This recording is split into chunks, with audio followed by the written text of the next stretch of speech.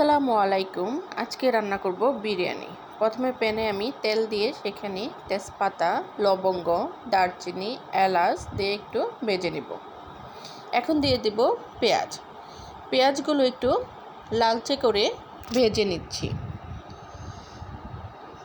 এখন দিয়ে দেব আদা বাটা, রসুন বাটা দিয়ে এগুলো ভালো করে ভেজে নিব যেন কাঁচা গন্ধ না থাকে।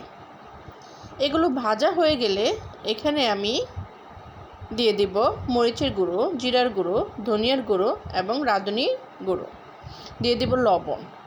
এগুলো দিয়ে আমি মশলা একটু ভাজা ভাজা করে নিব এবং হালকা একটু পানি দিয়ে এগুলো কষিয়ে নিব। কষানো হয়ে গেলে আমি এখানে দিয়ে দিব রাঁধুনি বিরিয়ানি মশলা। বিরিয়ানি মশলা দিয়ে আমি মশলাটি আবার একটু কষিয়ে নিব। কষানো হয়ে গেলে আমি এখানে দিয়ে দিব আগে থেকে ধুয়ে রাখা মুরগির মাংস। মুরগির মাংস দিয়ে আমি এগুলো ভালোভাবে মশলার সাথে মিক্সড করে কষিয়ে নিব। একটু ভালোভাবে নেড়ে চেড়ে আমি এটা কষিয়ে নিব।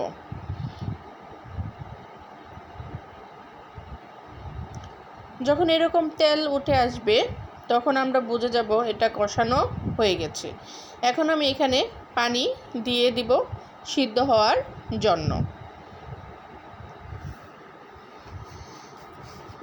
পানি দিয়ে আমি এটা চুলায় রেখে দেব যে পর্যন্ত সিদ্ধ না হবে। এখন আমি দিয়ে দেব কিছু কাঁচামরিচ, যারা একটু ঝাল খেতে পছন্দ করেন তাদের জন্য। এই যে আমার মাংস রান্না হয়ে গেছে। এখন আমি চলে যাব রাইস রান্না করার জন্য। রাইসের জন্য আমি চুলায় প্যান বসিয়ে তেল দিয়ে দিয়েছি, দিয়ে দিলাম গরম মশলা, দিয়ে এগুলো দিয়ে একটু ভাজা ভাজা করে নিব। এখন এখানে দিয়ে দেব আমি পেঁয়াজ কুচি। পেঁয়াজগুলো ভালোভাবে ভেজে লালচে কালার করে নিব। এরপরে দিয়ে দেব আদা বাটা, দিয়ে দিলাম বিরিয়ানি মশলা এবং জিরা গুঁড়া। এগুলো দিয়ে ভাজা হলে আমি এখানে দিয়ে দিব পোলাওর চাল। চাল দিয়ে ভালোভাবে মশলার সাথে মিক্সড করে নিব।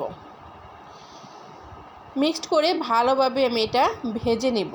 যখন চালটা ভাজা হয়ে যাবে আমি এখানে ঢেলে দিব কষিয়ে রাখা মাংস। এগুলো দিয়ে ভালোভাবে চালের সাথে মিক্সড করে নিব। তারপরে আমি গরম পানি দিয়ে দিব। প্রথমে আমি হাই হিটে জাল করে নিব। এরপর আমি যখন বলক চলে আসবে আমি হিটটা একটু কমিয়ে চুলার উপর এটা রাইসটা বসিয়ে রাখবো। এখন আমি কিছু কাঁচামরিচ দিয়ে দিলাম। কাঁচামরিচ দিয়ে একটা সুন্দর গ্রান চলে আসে।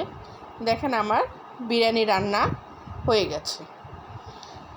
এই বৃষ্টির দিনে বিরিয়ানি খেতে খুব মজা লাগে।